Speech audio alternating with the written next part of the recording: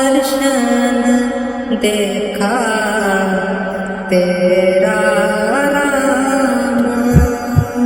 ਸਾਰਿਆਂ ਨੂੰ ਮੇਰੇ ਵੱਲੋਂ ਰਾਧਾ ਸਵਾਮੀ ਜੀ। ਤੁਸੀਂ ਜਿੱਥੇ ਵੀ ਹੋਵੋਗੇ ਸਤਿਗੁਰ ਦੇ ਭਾਣੇ ਦੇ ਵਿੱਚ ਹੋਵੋਗੇ, ਇਹੀ ਮੈਂ ਉਸ ਰੱਬ ਤੋਂ ਦੁਆ ਕਰਦਾ ਹਾਂ। ਅੱਜ ਜਿਵੇਂ ਕਿ ਆਪਾਂ ਜਾਣਦੇ ਹਾਂ ਕਿ 7 ਸਤੰਬਰ 2025 ਨੂੰ ਬਾਬਾ ਜੀ ਨੇ ਆਪਣੀ ਮੌਜ ਕਰਕੇ ਅੱਜ ਸਤਸੰਗ ਬਿਆਸ ਦੇ ਵਿੱਚ ਫਰਮਾਇਆ। ਅੱਜ ਮੀਂਹ ਬਹੁਤ ਪੈ ਰਿਹਾ ਸੀ, ਬਾਰਿਸ਼ ਹੋ ਰਹੀ ਸੀ ਤੇ ਉਸ ਦੇ ਵਿਚਾਲੇ ਹੀ ਸੰਗਤ ਨੇ ਜਦ ਬਾਬਾ ਜੀ ਦੇ ਦਰਸ਼ਨ ਕੀਤੇ ਤਾਂ ਉਹ ਰੌਣਕ ਜਿਹੜੀ ਹੈ ਉਹ ਚਿਹਰੇ ਤੇ ਉੱਤੇ ਆ ਗਈ। ਅੱਜ ਬਾਬਾ ਜੀ ਨੇ ਚੇਤਾਵਨੀ ਦਾ ਸ਼ਬਦ ਲਿੱਤਾ। स्वामी जी महाराज ने जड़ा सानू समझाया, अज दी बाणी सी, जग में घोर अंधेरा भारी, तन में धमका भंडारा।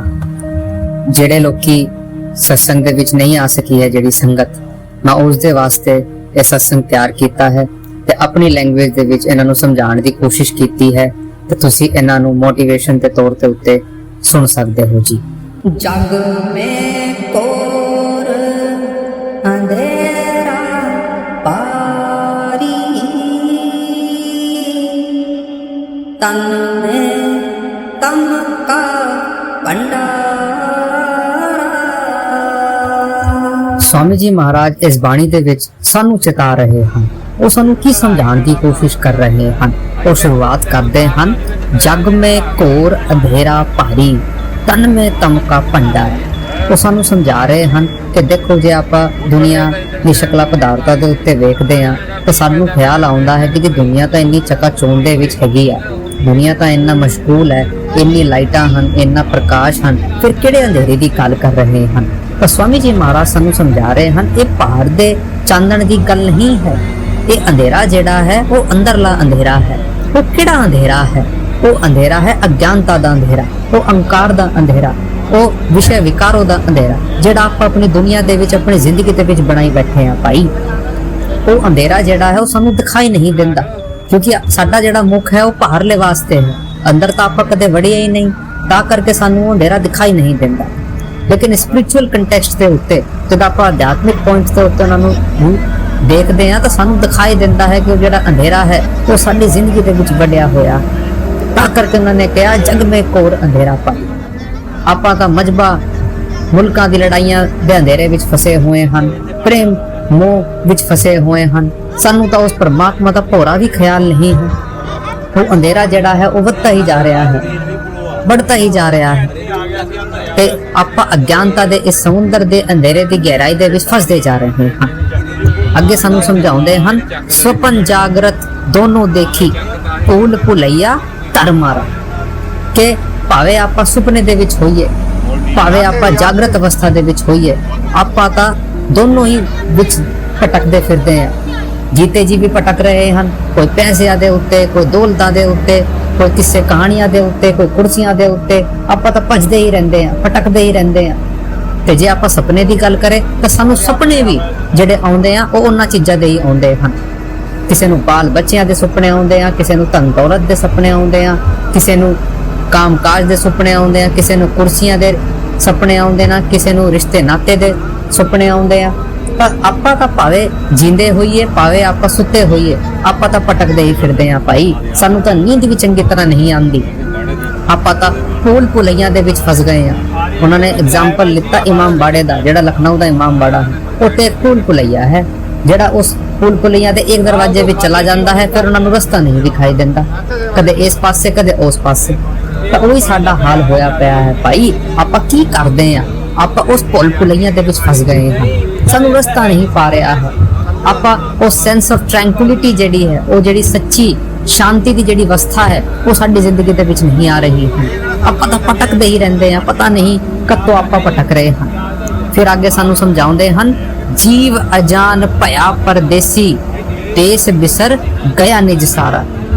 कि भाई आपां तां इत्थे सोचदे आ कि ये साडा देश है, वो सानू परदेसी कह के बयान करदे आ कि आपां इत्थे परदेसी हां, आपां इत्थे दे वासी नहीं हां, हम वासी उस देश के जहां जात कुल नाही। कि हम उस देश तो आए हन जिथे जात, जिथे धर्म, जिथे आइडेंटिटी जेड़ी है वो कोई मैटर नहीं करती। ਇੱਥੇ ਜਿਹੜੇ ਧਰਤੀ ਦੇ ਉੱਤੇ ਆਪਾਂ ਹੈਗੇ ਆ, ਇਹ ਤਾਂ ਪਰਮ ਹੈ, ਇਹ ਤਾਂ ਉਹ ਸਾਡਾ ਕਨਫਿਊਜ਼ਨ ਹੈ, ਇੱਕ ਇਲੂਜ਼ਨ ਹੈ, ਇੱਕ ਭਰਮ ਹੈ ਕਿ ਇਹ ਸਾਡਾ ਦੇਸ਼ ਹੈ। ਇਹ ਦੇਸ਼ ਸਾਡਾ ਦੇਸ਼ ਨਹੀਂ, ਇਹ ਕੌਮ ਸਾਡੀ ਕੌਮ ਨਹੀਂ, ਇਹ ਮਜ਼ਹਬ ਸਾਡਾ ਮਜ਼ਹਬ ਨਹੀਂ। ਦੇਸ਼ ਬਿਸਰ ਗਿਆ ਨਿਜ ਪਿਆਰਾ, ਜਿਹੜਾ ਸਾਡਾ ਦੇਸ਼ ਥਾ ਉਹ ਤਾਂ ਆਪਾਂ ਬਿਸਰ ਕੇ ਆ ਗਏ ਹਨ, ਉਹ ਤਾਂ ਆਪਾਂ ਛੋੜ ਕੇ ਆ ਗਏ ਹਨ। ਆਪਾਂ ਤਾਂ ਇਸ ਸੰਸਾਰ ਦੇ ਵਿੱਚ ਦੁੱਖ ਦੇ ਵਿੱਚ ਫਸੇ ਹੋਏ ਹਨ। ਨਾਨਕ ਸਾਹਿਬ ਕੀ ਸਾਨੂੰ ਸਮਝਾਉਂਦੇ ਹਨ? ਨਾਨਕ ਦੁਖੀਆ ਸਭ ਸੰਸਾਰ, ਇਹ ਜਿਹੜਾ ਸੰਸਾਰ ਹੈ ਇਹ ਦੁੱਖਾਂ ਦੇ ਨਾਲ ਭਰਾ ਹੋਇਆ ਹੈ। ਅੱਗੇ ਸਾਨੂੰ ਸਮਝਾਉਂਦੇ ਹਨ, ਫਿਰੇ ਭਟਕਤਾ ਖਾਨ ਖਾਨ ਮੇ ਜੂਨੀ ਜੂਨੀ ਵਿੱਚ झक मारा। ਸਾਨੂੰ ਸਮਝਾਉਂਦੇ ਹਨ ਕਿ ਭਾਈ ਤੂੰ ਪਤਾ ਨਹੀਂ ਕਿਤਨੀ ਜੂਨੋं से 84 लाख जूनियों से तू इस ਵਿੱਚ ਫਸਿਆ ਹੋਇਆ ਹੈ, ਭਟਕਦਾ ਫਿਰ ਰਹਾ ਹੈ, मारा मारा फिर रहा है, तेनू कुछ रास्ता नहीं मिल रहा है, तू बस चलता ही जा रहा है, रास्ता नहीं, अपनी मंजिल मकसूद जड़ी है वो जड़ी फाइनल डेस्टिनेशन है उस दे उत्ते नहीं पहुंच रहा है। दुखा दे विच फसिया होया है ते इदे ही फसिया होया है। बाबा फरीद सानू समझाउंदे हन, मैं जाना दुख मुझको दुख सुआया जग, ऊपर चढ़ के देखिया कर कर ए अग, ऊपर चढ़ के देखिया घर कर ए अग। सानू समझाउंदे हन कि मैं तो सोचदा सी कि मैं ही दुखी हाँ, संता महात्मा नू किहड़ी चीज दा दुख हो सकदा है, रोटी पानी दा दुख हो सकदा है, लेकिन जब मैं दुनिया दे वल वेखदा हाँ उत्थे तां बड़े बड़े राजे महाराजे तक दुखी हन, भटकदे फिर रहे हन। ये जिहड़ी अग है ये तां हर घर दे विच है, भावे गरीब होवे भावे अमीर होवे, दोनों ही इस अग दे विच जल रहे हन।